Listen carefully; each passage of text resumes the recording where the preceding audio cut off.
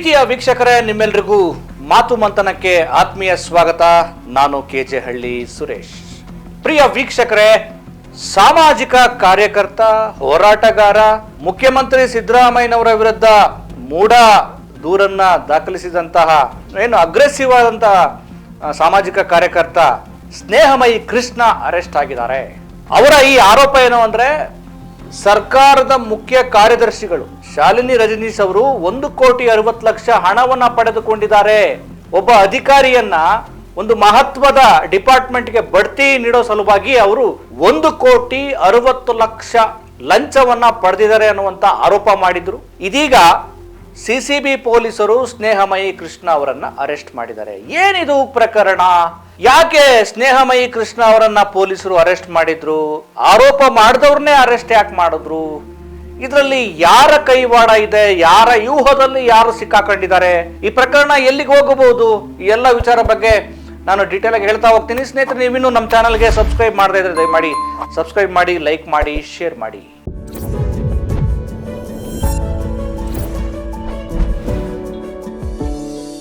ಸ್ನೇಹಮಯಿ ಕೃಷ್ಣ ಸ್ನೇಹಿತರೆ, ನಿಮ್ಗೆಲ್ರಿಗೂ ಗೊತ್ತಿರೋ ಹಾಗೆ ಮೂಢ ಪ್ರಕರಣಕ್ಕೆ ಸಂಬಂಧಪಟ್ಟ ಹಾಗೆ ಮುಖ್ಯಮಂತ್ರಿಗಳ ವಿರುದ್ಧ ದೂರನ್ನ ಕೊಟ್ಟಂತಹ ವ್ಯಕ್ತಿ. ಇದೀಗ ಮೂಢ ಪ್ರಕರಣಕ್ಕೆ ಸಂಬಂಧಪಟ್ಟ ಹಾಗೆ ಒಂದು ಹಂತಕ್ಕೆ ಸಿದ್ದರಾಮಯ್ಯನವರಿಗೆ ನ್ಯಾಯಾಲಯದಿಂದ ರಿಲೀಫ್ ಸಿಕ್ಕಿದೆ. ಮುಖ್ಯಮಂತ್ರಿ ಸಿದ್ದರಾಮಯ್ಯನಂತವ್ರನ್ನೇ ಒಂದ್ ರೀತಿ ಇಕ್ಕಟ್ಟಿಗೆ ಸಿಲುಕಿಸಿದಂತಹ ವ್ಯಕ್ತಿ ಇವರು. ಒಂದ್ ರೀತಿ ಸರ್ಕಾರವೇ ಅಲ್ಲಾಡೋಗುತ್ತೇನೋ ಅನ್ನುವ ವಾತಾವರಣ ಕ್ರಿಯೇಟ್ ಆಗಿತ್ತು ಮೂಢ ಪ್ರಕರಣಕ್ಕೆ ಸಂಬಂಧಪಟ್ಟ ಹಾಗೆ. ಸೊ ಈ ಒಂದು ಪ್ರಕರಣಕ್ಕೆ ಸಂಬಂಧಪಟ್ಟ ಹಾಗೆ ಸ್ನೇಹಮಯಿ ಕೃಷ್ಣ ಅವರು ಬಹಳ ಪ್ರಸಿದ್ಧಿಯನ್ನ ಪಡೆದಿದ್ರು. ಇವರು ಯಾರಿದು ಸ್ನೇಹಮಯಿ ಕೃಷ್ಣ ಅಂತೇಳಿ ಎಲ್ಲರೂ ಕೂಡ ತಿರುಗಿ ನೋಡೋ ರೀತಿಯಲ್ಲಿ ಒಂದು ದೊಡ್ಡ ಸದ್ದನ್ನ ಮಾಡಿದ್ರು. ಇದೀಗ ಸ್ನೇಹಮಯಿ ಕೃಷ್ಣ ಅವರು ಸರ್ಕಾರದ ವಿರುದ್ಧ ಮತ್ತೊಂದು ಬಾಂಬನ್ನ ಸಿಡಿಸಿದ್ದಾರೆ.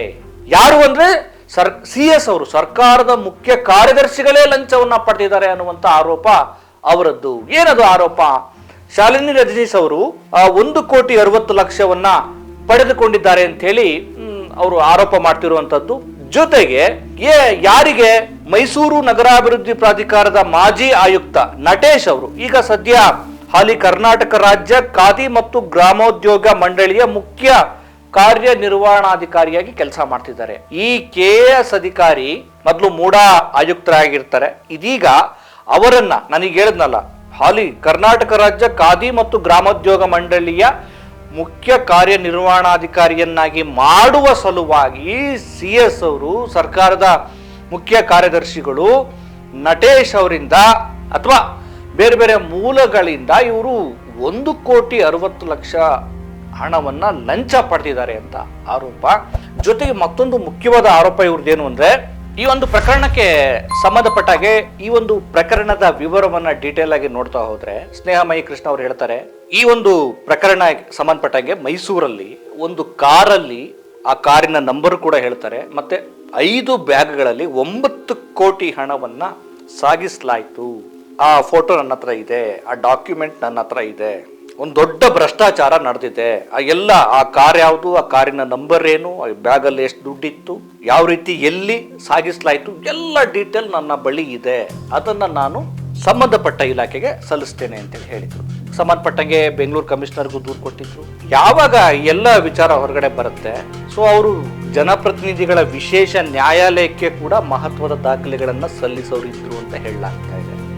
ಸೊ ಇಂಥ ಸಂದರ್ಭದಲ್ಲಿ ಸ್ನೇಹಮಯಿ ಕೃಷ್ಣ ಅವರ ಅರೆಸ್ಟ್ ಆಗಿದೆ ಸಿಸಿಬಿ ಪೊಲೀಸರಿಂದ. ಇದಕ್ಕೂ ಮುಂಚೆ ಒಂದಷ್ಟು ವಿಡಿಯೋ ಹರಿದಾಡ್ದು ಸೋಷಿಯಲ್ ಮೀಡಿಯಾಗಳಲ್ಲಿ. ನಟೇಶ್ ಅವರು ಮಾತನಾಡಿದ್ದಾರೆ. ಬಟ್ ನಟೇಶ್ ಯಾರು ಅಂದ್ರೆ ಮೂಢ ಮಾಜಿ ಆಯುಕ್ತ, ಮತ್ತೆ ಸದ್ಯ ಒಂದು ಡಿಪಾರ್ಟ್ಮೆಂಟ್ಗೆ ಅವರು ಅಧಿಕಾರಿಯಾಗಿದ್ದಾರೆ. ಇವರ ವಿರುದ್ಧನೇ ಆರೋಪ ಇರುವಂತದ್ದು. ಇವರು ದುಡ್ಡು ಕೊಟ್ಟಿದ್ದಾರೆ, ಈ ಒಂದು ಹಗರಣದಲ್ಲಿ ಇವರು ಭಾಗಿಯಾಗಿದ್ದಾರೆ ಅಂತೇಳಿ ಸ್ನೇಹಮಯಿ ಕೃಷ್ಣ ಹೇಳ್ತಾ ಇರುವಂತದ್ದು. ನಟೇಶ್ ಅವರು ಇನ್ನೊಬ್ಬರ ಹತ್ರ ಅವ್ರು ಮಾತಾಡಿದ್ದಾರೆ ಅಂತ ಹೇಳಲಾಗ್ತಿರುವಂತ ಒಂದು ವಿಡಿಯೋ ಹೊರದಾಡ್ತಾ ಇದೆ. ಹೇಗಾದ್ರೂ ಮಾಡಿ ಸ್ನೇಹಮಯಿ ಕೃಷ್ಣ ಅವ್ರನ್ನ ಕನೆಕ್ಟ್ ಮಾಡ್ಕೋಬೇಕಲ್ಲ ಅನ್ನೋ ಅರ್ಥದಲ್ಲಿ ಏನೋ ಮಾತಾಡಿದ್ದಾರೆ. ಅದು ಕೂಡ ಎಲ್ಲ ಕಡೆ ಹರಿದಾಡ್ತಾ ಇದೆ. ಅದು ನಿಜವಾಗಿಯೂ ಸ್ನೇಹಮಯಿ ಕೃಷ್ಣ ಅವರು ಮಾತನಾಡಿದ್ದ ಅಥವಾ ಕ್ರಿಯೇಟ್ ಮಾಡಿದ್ದ ಅನ್ನೋದು ಕೂಡ ಈಗ ಚರ್ಚೆ ಆಗ್ತಿರುವಂತದ್ದು. ಈಗ ನಟೇಶ್ ಅವರು ಈ ಒಂದು ಆಡಿಯೋಗೆ ಸಂಬಂಧಪಟ್ಟಂಗೆ ಇದು ನನ್ನದಲ್ಲ, ಇದು AI ಕ್ರಿಯೇಟ್ ಮಾಡಿರುವಂತದ್ದು ಅಂತ ಹೇಳಿ ಏನು ಸ್ನೇಹಮಯಿ ಕೃಷ್ಣ ಅವರು ನನ್ನ ಮೇಲೆ ಮತ್ತೆ CS ಅವರ ಮೇಲೆ ಮಾಡ್ತಿರುವಂತ ಆರೋಪ ಅದು ಸತ್ಯಕ್ಕೆ ದೂರವಾಗಿರುವಂತದ್ದು ಅಂತೇಳಿ ಅವರು ಕೂಡ ಸಿಸಿಬಿ ಪೊಲೀಸರಿಗೆ ದೂರು ಕೊಟ್ಟಿದ್ದಾರೆ. ಇದೀಗ ಈ ದೂರಿನ ಅನ್ವಯ ಸ್ನೇಹಮಯಿ ಕೃಷ್ಣ ಅವ್ರನ್ನ ಅರೆಸ್ಟ್ ಮಾಡಲಾಗಿದೆ. ಅದಕ್ಕೂ ಮುಂಚೆ ಸ್ನೇಹಮಯಿ ಕೃಷ್ಣ ಅವರ ಮನೆಗೆ ದಾಳಿ ಮಾಡ್ತಾರೆ ಪೊಲೀಸ್ನವರು. ಅಲ್ಲಿ ಸಿಕ್ಕಂಥ ಪೆನ್ ಡ್ರೈವ್ ಇರ್ಬೋದು, ಮತ್ತೆ ಒಂದಷ್ಟು ಹಾರ್ಡ್ ಡಿಸ್ಕ್ ಇರ್ಬೋದು, ಮಹತ್ವದ ದಾಖಲೆಗಳನ್ನು ಕೂಡ ಕಲೆಕ್ಟ್ ಮಾಡಿದ್ದಾರೆ. ಸೊ ಈಗ ಸಹಜವಾಗಿ ಬಿಜೆಪಿ ಪ್ರತಿಪಕ್ಷ ಇದೊಂದು ರೀತಿ ದುರುದ್ದೇಶ ಪೂರಿತ ಒಂದು ದಾಳಿ. ಮಹತ್ವದ ದಾಖಲೆಗಳನ್ನು ಸ್ನೇಹಮಯಿ ಕೃಷ್ಣ ಇಟ್ಕೊಂಡಿದ್ರು. ಅವರು RTI ಹೋರಾಟಗಾರರು, ಭ್ರಷ್ಟಾಚಾರದ ವಿರುದ್ಧ ಹೋರಾಟ ಮಾಡುವಂಥವ್ರು.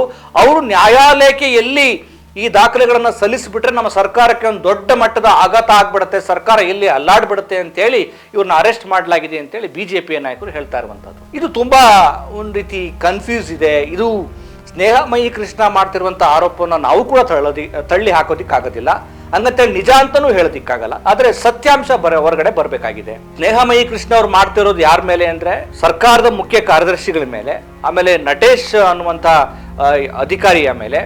ಅವರು 1,60,00,000 ಪಡೆದುಕೊಂಡಿದ್ದಾರೆ ಅಂತ ಹೇಳಲಾಗ್ತಾ ಇದೆ. ಇದರ ಸತ್ಯಾಸತ್ಯತೆ ಏನು ಅನ್ನೋದು ಕೂಡ ಈಗ ಎನ್ಕ್ವೈರಿ ನಂತರ ಗೊತ್ತಾಗಬೇಕಾಗಿದೆ. ಸ್ನೇಹಮಯಿ ಕೃಷ್ಣ ಏನು ದ್ವೇಷ ಇಟ್ಟುಕೊಂಡು ಏನಾದ್ರು ಮತ್ತೆ ಸರ್ಕಾರವನ್ನ ಟಾರ್ಗೆಟ್ ಮಾಡೋದಕ್ಕೆ ಹೋಗ್ಬಿಟ್ರ, ಅಥವಾ ನಿಜವಾಗಿಯೂ ಕೂಡ ಅವರು ಈ ಸರ್ಕಾರದ ಭ್ರಷ್ಟಾಚಾರವನ್ನ ರಿವೀಲ್ ಮಾಡಬೇಕು ಅನ್ನೋ ಕಾರಣಕ್ಕೋಸ್ಕರ ಈ ಎಲ್ಲ ಹೋರಾಟವನ್ನ ಮಾಡಿದ್ರ, ಅಥವಾ ಇಲ್ಲಿ ಸ್ನೇಹಮಯಿ ಕೃಷ್ಣ ಅವರು ಎಲ್ಲಿ ದಾಖಲೆಗಳನ್ನ ಬಹಿರಂಗ ಪಡಿಸಿದ್ರೆ ನಮ್ಮ ಸರ್ಕಾರಕ್ಕೆ ತೊಂದರೆ ಆಗುತ್ತೆ ಅಂತೇಳಿ ಇಲ್ಲೇನಾದ್ರು ಪ್ಲಾನ್ ಸಂಚು ಮಾಡಲಾಯ್ತಾ? ಇದು ಒಂದು ಗಂಭೀರವಾದ ತನಿಖೆ ನಡೀಬೇಕಾಗಿದೆ. ಬಹುಶಃ ಪ್ರತಿಪಕ್ಷ ನಾಯಕರು ಒಂದು ಸ್ವತಂತ್ರವಾದ ತನಿಖೆ ನಡೆಸೋದಕ್ಕೆ ಆಗ್ರಹ ಪಡಿಸಬೇಕಾಗಿದೆ. ಯಾರು ತಪ್ಪಿತಸ್ಥರು? ಒಂದು ವೇಳೆ ಸ್ನೇಹಮಯಿ ಕೃಷ್ಣ ಅವ್ರು ಮಾಡಿರುವಂತಹ ಆರೋಪ ತಪ್ಪು ಅಂತ ಅನ್ನೋದಾದ್ರೆ ಅವರು ಶಿಕ್ಷೆಯನ್ನು ಅನುಭವಿಸಬೇಕು. ಇಲ್ಲ ನಿಜವಾಗಿಯೂ ಭ್ರಷ್ಟಾಚಾರ ನಡೆದಿದ್ರೆ ಅದ್ರ ವಿರುದ್ಧ ಯಾರೆಲ್ಲ ಭಾಗಿಯಾಗಿದ್ದಾರೆ ಅವ್ರ ವಿರುದ್ಧ ಕ್ರಮಕ್ಕೆ ಆಗ್ರಹಿಸಬೇಕು. ಮತ್ತೆ ಸರ್ಕಾರ ಇದ್ರ ಬಗ್ಗೆ ಸ್ಪಷ್ಟನೆ ಕೊಡಬೇಕಾಗಿದೆ. ಸೊ ಯಾರ ವ್ಯೂಹದಲ್ಲಿ ಯಾರು ಸಿಕ್ಕಾಕೊಂಡಿದ್ದಾರೆ ಅಂತ ಗೊತ್ತಾಗ್ತಾ ಇಲ್ಲ. ಯಾಕೆಂದ್ರೆ ಸಾಮಾಜಿಕ ಕಾರ್ಯಕರ್ತರಾಗಿ ಮೂಡ ಹಗರಣ ಪ್ರಕರಣಕ್ಕೆ ಸಂಬಂಧಪಟ್ಟಂಗೆ ದೊಡ್ಡ ಮಟ್ಟದ ಹೋರಾಟವನ್ನ ಮಾಡಿದ್ರು. ಮುಖ್ಯಮಂತ್ರಿ ಸಿದ್ದರಾಮಯ್ಯನವರು ಪತ್ರ ಕೊಟ್ಟು ಹೋಗಿದ್ರು. ಆದರೆ ಈ ಒಂದು ಪ್ರಕರಣದಲ್ಲಿ ಅವರು ನಿರ್ದೋಷಿ ಅಂತೇಳಿ ನ್ಯಾಯಾಲಯವೇ ಒಂದು ರೀತಿ ತೀರ್ಪನ್ನ ಕೊಡ್ತು. ಪೊಲೀಸರು ಬಿ ರಿಪೋರ್ಟ್ ಕೊಟ್ಟರು, ನ್ಯಾಯಾಲಯ ಅವರನ್ನ ಈ ಪ್ರಕರಣದಲ್ಲಿ ಕೈ ಬಿಟ್ರು. ಈಗ ಈ ಪ್ರಕರಣ 5 ಬ್ಯಾಗ್ಗಳಲ್ಲಿ 9 ಕೋಟಿ ಅಷ್ಟು ದುಡ್ಡು, ಹೆಚ್ಚಿನ ದುಡ್ಡು ಎಲ್ಲ ಸಾಗಿಸಲಾಯಿತು. ಕಾರಿನ ಚಿತ್ರ ನನ್ನ ಹತ್ರ ಇದೆ, ಬ್ಯಾಗ್ ಚಿತ್ರ ನನ್ನ ಹತ್ರ ಇದೆ, ಸಂಬಂಧಪಟ್ಟ ದಾಖಲೆಗಳಿದ್ದಾವೆ ಅಂತ ಹೇಳ್ತಿದ್ದಾರೆ.